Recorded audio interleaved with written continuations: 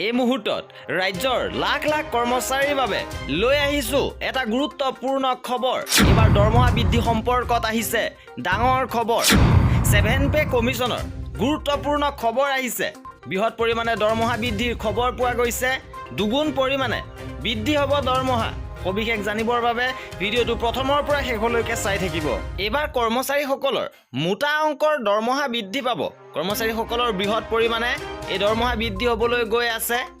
DA বৃদ্ধি সম্পৰ্কত ডাঙৰ খবৰ আপোনালোকে পাব পাৰে।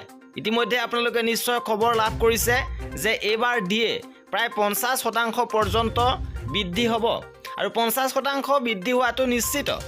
ইয়াৰ উপৰিও কৰ্মচাৰীসকলৰ বাবে এটা ডাঙৰ খবৰ আহিছে যে চৰকাৰ ফালৰ পৰা ঘোষণা কৰা হৈছে যাৰ পৰা দ্বিগুণ লাভ পাব পাৰে কৰ্মচাৰীসকলে আৰু ইয়াৰ পৰা দ্বিগুণ লাভ পাব পাৰে কৰ্মচাৰীসকলে। ইপিনে সূত্ৰৰ খবৰ অনুসৰি দৰমহাৰ ডিএ বৃদ্ধিৰ লগে লগে বিশেষ শুল্ক ভাত্তাও কৰ্মচাৰীসকলক দিয়া হ'ব আৰু সপ্তম দৰমহা আয়োগৰ অধীনৰ কৰ্মচাৰীসকলৰ বাবে ই এটা অতি সুখবৰ।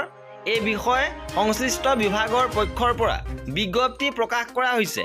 ইপিনে কৰোনা সংক্ৰমণৰ সময়ৰ চৰকাৰী কৰ্মচাৰীসকলৰ 18 মাহৰ যি ডিএ বকেয়া পাবলৈ আছে এই সম্পৰ্কতো নানান চিন্তা চৰ্চা চলিলেও বৰ্তমানলৈকে কোনো ধৰণৰ সিদ্ধান্তত উপনীত হোৱা নাই।